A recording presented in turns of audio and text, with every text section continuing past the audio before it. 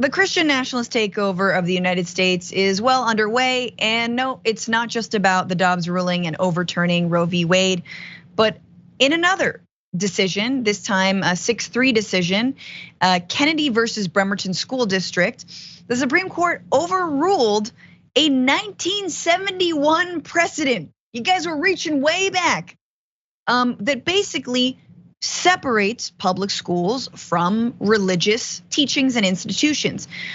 This case was specifically before the Supreme Court, was about Coach Kennedy, who incorporated motivational prayers, into his coaching. Eventually, these prayers matured into public after-game sessions where both Kennedy's players and players on the other teams would kneel around Kennedy as he held up helmets from both teams and led students in prayer. After the games, Kennedy would also walk out to the 50-yard line where he would kneel and pray in front of students and spectators. Initially, he did so alone, but after a few games, students started to join him. Eventually, a majority of his players did so, and the rest were heathens. And they never got actually put into play.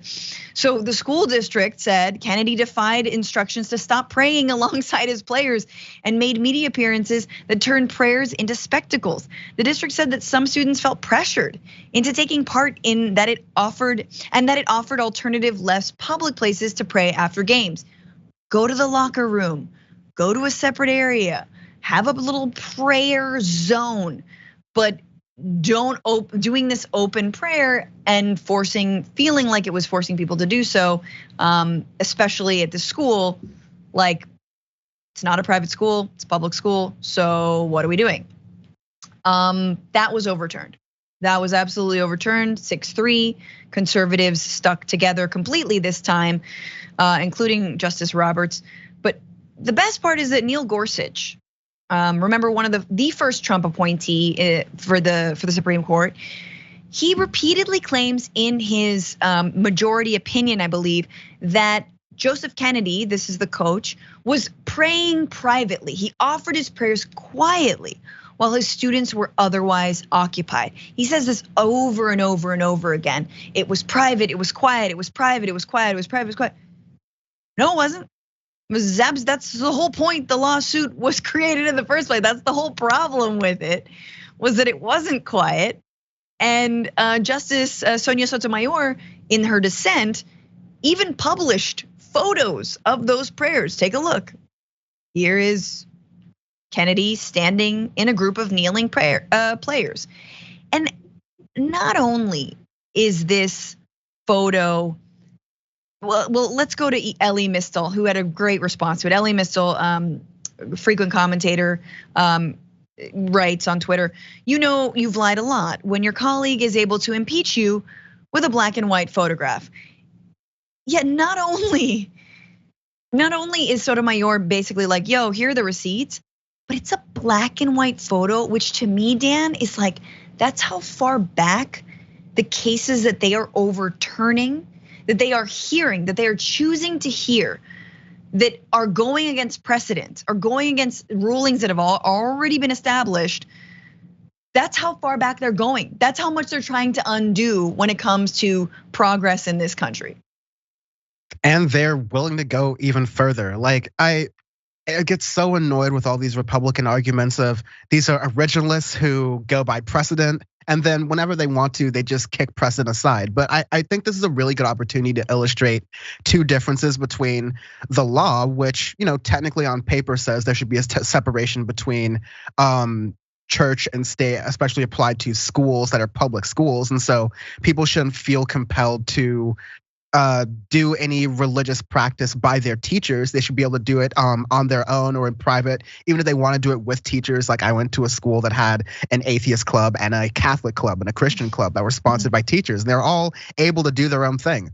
Guess which one I was part of. But at the end of the day, like when you have a situation where there's peer pressure and your ability to not just be on the team, but get the positions you want to, or just to be socially ostracized in that community where the majority of people are participating in this public form of prayer, that does impinge on people's freedoms. It does impinge on people's ability to practice their differing religions or non-practice of religion, or where in the Bible did God care about football? Like, that's the other major part of this, that there's no need to tie all these things together constantly. It's just a very particular cultural thing that people in America love to do around their high school sports.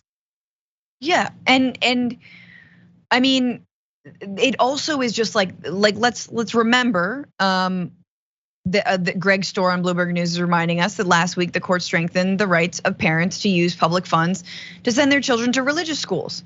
The court earlier ruled that ministers can play an active role in the execution chamber and that a Christian group should have been allowed to fly its flag over Boston City Hall like other organizations. So whether it's you can wave the flag here, whether it's you can get government funds for your religious institution. I mean, Scientologists are like, yes, finally, you know what I mean? Like it's not bad enough they have tax exempt status. They now get like government funds. So what are we doing here? Because effectively, tax exempt status is a government fund.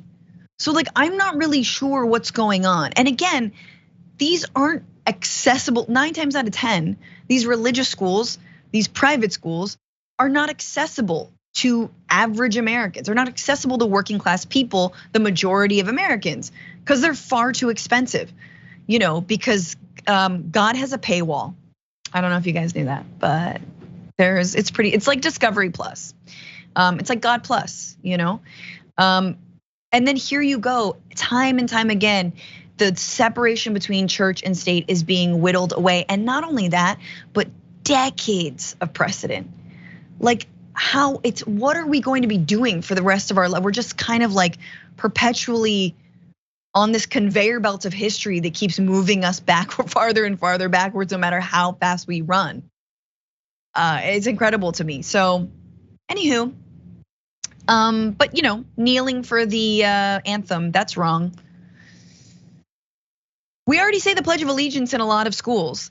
One nation under God, which is something that I was always ridiculous. I mean, like my parents were Jehovah's Witnesses. And so I was always told that like, oh, by the way, that one nation under God thing, that's like super optional for you. It's like that's weird for us. Just please don't even bother. And let us know if anyone at your school says something about that. We'll correct that very quickly. Wait, Jehovah's Witnesses weren't into that? No, they don't like adding religion to politics, really. Like they have sort of like a separation of church and state thing, to be very simple. They're like, God is above politics, trying to combine that as sort of anti-religious, so to speak. Ooh, wow, okay. You can knock on my door on a Sunday. Similarly to how there are Jewish organizations in Florida who are going against their anti-religious law or their like pro-religious laws that are imposing Christian religion onto others. Right. I would give a lot more points to religious organizations that aren't just the Satanic Temple, but like other religious organizations to use their tax exempt coffers of money to start to take out some legal cases and say, okay, now you're starting to impinge on my offshoot of Christianity's religious freedom as well. I would love to see that happen. Yeah, amen. Amen. That's how we're gonna end this. Amen. For more political news breakdowns, interviews, stories of activism, and me trying my hardest to care about the occasional big celebrity news story, subscribe to our YouTube channel at youtube.com/The Damage Report. And you can ring the bell wherever it is so you don't miss anything.